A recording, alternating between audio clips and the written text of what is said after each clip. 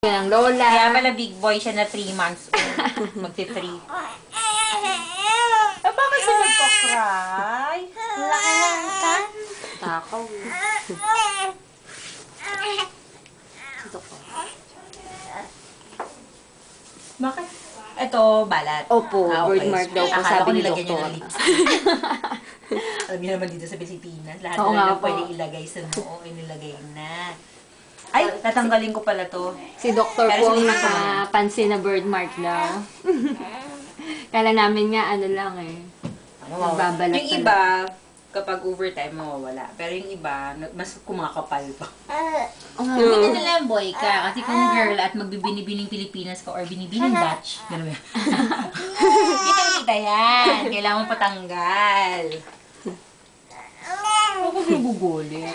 Ang una ko nalang bibigay sa kanya yung oral. I-explain ko sa inyo ni Sir kung para saan yung mga vaccine. Naiintindihan niyo.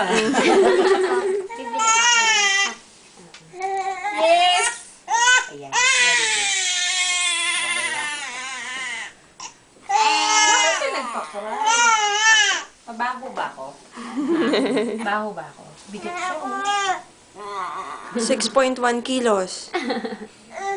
Oh, Bigat mo naman. Sorry.